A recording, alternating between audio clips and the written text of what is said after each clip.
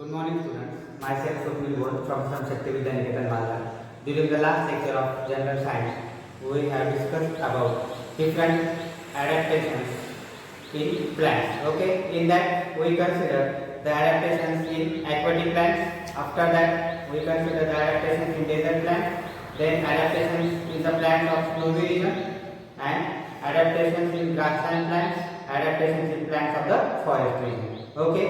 Now, in the adaptations of plant, we are going to discuss the last adaptation in plants, that is adaptation for ingestion of food in plants.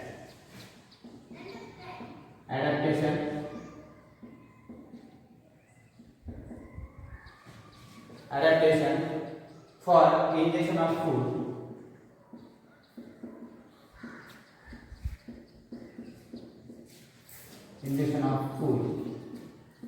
in plants. Now, during last year in the 6th standard, we discussed about different processes in the digestion system or digestive system. The first important process is ingestion. What is meant by ingestion? Ingestion means when we take the food inside our body, it is called as ingestion process. So you know that all the plants, means most of the plants are autotrophic, means they are able to synthesize their own food by which process? Photosynthesis process. Okay, but some plants are not able to synthesize their own food because they are leafless, means they don't have leaves. Such type of plants, they are not able to synthesize their photosynthesis process. Okay, means you know that for the photosynthesis process, which part is required or which body structure is important in plants? Leaves. Okay, without leaves it is not possible to synthesize the food. Okay, in some plants like in desert plants like aloe vera, in that photosynthesis takes place by the stem instead of leaves, because leaves are modified into spines, you know that. But without leaves there is impossible, means by process of photosynthesis. So in that case, when the leaves are not present in the plants, at that time plants take the nutrition of the other plants. Understand? For example, the dodder or cuscuta plants, in your textbook there is a diagram is given here. This diagram is cuscuta plant, means you have seen the yellow color wiry structure. It is a one type of plant, but in this plant the leaves are not present.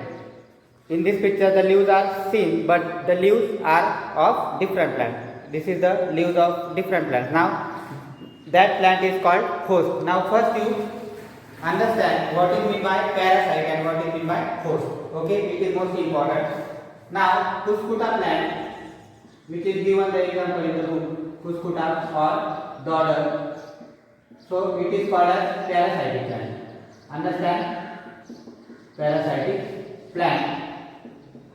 So it is yellowish in color and it is in the form of wire. Understand? Wire structure is there. So in that plant leaves are not present. Therefore obviously there is no chance of photosynthesis process. Understand? So these plants, cuscuta plants, take the support of other plants like people or neem, any plant, okay, which have the ability to photosynthesis. Understand? So they take a support of other plant. So that plant is called as host plant. Understand? For example, we take the example of neem. For example, cuscuta plant grows with the help of neem plant. In that case, cuscuta is which type of plant? Parasitic plant, and neem is a host plant. Understand? So in that picture you have seen the leaves, but that leaves are not of cuscuta plant, it is of host plant, that is neem. Understand? So in that case, such type of plants who don't able to photosynthesis process, then they take the support of the host plant, that is neem. In neem there is a process of photosynthesis, therefore their neem plant is able to prepare their own food. That's why that cuscuta plant grows on the neem tree and they take a nutrition. They have the roots. Which type of roots? hostorial or sucking roots. That word is given in your book. Hostorial or sucking roots. Understand? What you mean by sucking? Sucking means they are able to absorb the nutrients from the host plant. Understand? So that Cuscuta plant have hostorial or sucking type of roots. So these type of roots are adapted to suck or to absorb the ready-made food material from the host plant, that is neem. Understand? So that yellowish colored wiry structure, this Cuscuta plant having the sucking roots or hostorial roots from which they are able to take or absorb the ready-made food material from the host plant. Understand? So like that. However, it has hostorial roots for the absorbing nutrients from the host plant. These roots penetrate up to the conducting vessels. What is mean by conducting vessels? Means in the host tree. For example, this is the neem tree, and in that it is the stem. In that stem, these are the conducting tissues from the roots. This conducting tissue take the food material which is absorbed from the soil by the roots. It is taken outside by the conducting tissues. These conducting tissues are called as xylem and phloem. Okay. So xylem and phloem, these are the conducting tissues which are present in the plant. So what these plants, Cuscuta plant do? They grow on the host plant in the form of wire. They take a support, and the roots of this plant they inserted into the conducting system, that is xylem and phloem, and they take a ready-made food material from the stem or conducting tissue of the neem plant, that is host. Understand? So they absorb water and food. Which plant absorb? Cuscuta or the other plant, which is a parasitic plant. They absorb the food and water from the conducting tissue, that is xylem and phloem. Understand now? Now you have seen the greenish color or whitish color like a cotton that surface over the bhakri or pav, okay, from the bakery, and that is one type of fungi. These fungus also not able to synthesize their own food. So that's why these structures having the rhizoids, these rhizoids penetrate into the bhakri or pav, and they take a nutrient from that bhakri or pav, okay, and from that they grow over a bhakri. Understand? Then bread also. So these types of plants like fungus also, they are not able to synthesize their own food. They take a support or nutrients from other medium or other structures. Understand? Plants need. Now second type of example. The second diagram is given like Venus flytrap. That diagram is seen here. Now this Venus flytrap. Now you know that plants requires potassium, nitrogen and phosphorus for growth. Now out of which phosphorus and potassium is obtained from the soil, but these plants are not able to get nitrogen. For getting the nitrogen, what they do? They trap the insect. It is very surprising, but the plants like Drosera, then Venus flytrap, pitcher plant, these plants, what they do? They having one type of structure that is called as flytrap. So what they do? They have a structure like a trap. So one type of net is there. That trap, when insect comes, they close their trap, and that insect goes inserted inside that trap, and it gets killed. From that insect, these plants get nitrogen. Understand? So that nitrogen they fulfill their need by trapping the insects inside the plant body, and after death of that insect they get nitrogen from that insect and they fulfill their requirement. Understand? So the plants like Drosera, Venus flytrap, pitcher plant, they trap the insect inside the trap, and after that they kill that insect, and from that insect they get the nitrogen. Okay? So like this. So they inject these plants like fisher plant or Venus flytrap. They inject the insect for their need of nitrogen. Okay, so this is all about the adaptation of plants. Now next topic, adaptations in animals.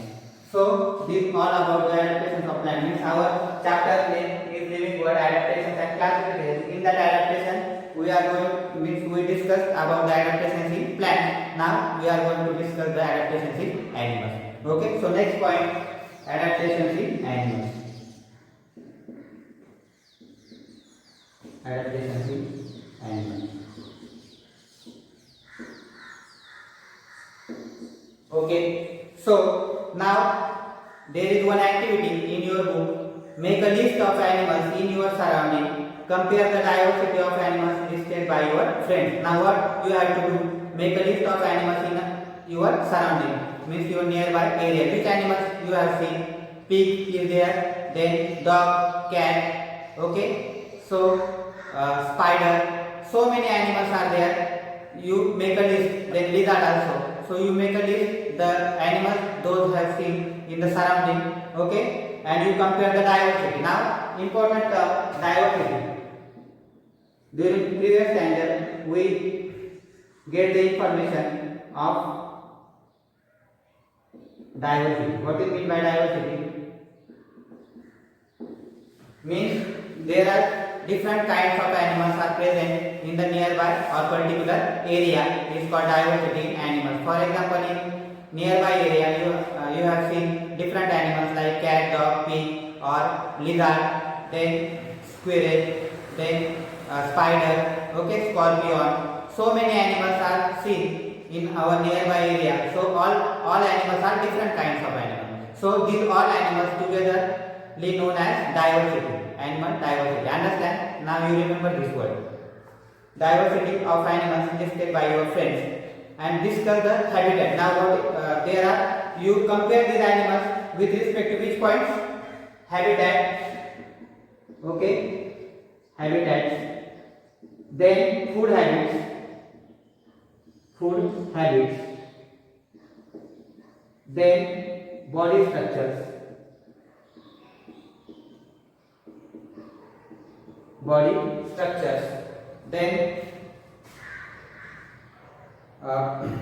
so you compare all the animals in your surrounding with respect to these 3 points: habitat, food habits, body structure. For example, now cat. What is the habitat? Habitat means what? Living place of an organism. So which place cat lives? On the land. Means it is a habitat. It is called as terrestrial habitat. Okay, means cat, dog, it lives on the land. Therefore, it is called as terrestrial habitat. Then food habits. Some animals are carnivorous. Some are omnivorous. Some are herbivorous. Okay, herbivorous animals means what? They only eat the part of the plants. They don't eat the dead animals, or they don't hunt the animals. So these are called as herbivorous animals. Some animals are carnivorous, means the plants. The animals which feeds on the other animal. For example, tiger. Tiger is a carnivorous animal. It eats the deer. Understand? So it is carnivorous. Herbivorous animals, which is the example? Elephant. Elephant eats the branches or leaves of the tree. So elephant is the herbivorous animal. And some animals are omnivorous. Omnivorous means what? The animals which feeds on both plants and animals, other animals. For example, cat. Now cat also drinks the milk, as well as that cat eats the rat. Okay, so cat comes in the category of omnivorous animal. So that is called as food habits. And third one is body structure. Body structure means we observe the different parts of the animals like ear, nose, mouth, okay, legs, hands, then their skin. So the different characteristics with respect to the parts of the body of that animal, that is called as body structure. For example, when we consider dog on the skin of the dog, that skin is covered by hairs. Okay, but when you see the other animal like fish, on the fish there are no hairs. Instead of hairs, what is present? Which structures are present on the body of the fish? Scales are present. Okay, so like that, every living organism have different habitats, different food habits, and different body structure. So like that, as compared to terrestrial animals, the skin of the body shape of aquatic animals appears to undergo changes. For example, you consider the one is the terrestrial animal and other is aquatic animal. So in that there are differences. One difference I already told you that regarding skin. So dog is the terrestrial animal. In that skin is covered by hairs, and fish is the aquatic animal. In that skin is covered by scales. Understand? So like this, fishes have scales on the skin and fins. Fins means what? For example, this is the fish. Okay. So these are called as fins. So these fins are present in here also. Okay. So these fins are useful for swimming purpose, because for lifetime fishes live inside the water, and to move from one place to other place or for swimming purpose they have fins on their body or this structure. These structures are not seen in the terrestrial animal, because why? So terrestrial animals don't require swimming, or they are not required swimming. So for that purpose fins are absent in the terrestrial animal. Understand? Then second characteristic in fish, it is a spindle-like body, like this. Means they are narrowing in both sides, here and here. Okay, such type of body structure is seen in the fish. Why? Because due to this spindle-like body, the water currents is passed over the surface of the fish, and that fish is moved forward very easily without any difficulty. Understand? Fish breathe with the gills. Now you know that terrestrial animals are respire with the help of nose, but aquatic animals are respire with the help of gills instead of nose. Okay, then what about eyes? Now our eyes don't have eyelids transparent. Okay, but in the fishes the eyelids, means the covering over the eyes, is the transparent. Means in the water they have to close their eyes, and to swim to prevent the entry of water inside the eyes, they have eyelids, but how they are transparent? Means by closing the eyes also they are able to see the areas in the water. Okay, so they have air bladders within the body to help them to float. Okay, some information remains. That information we take in the next lecture. Okay, thank you.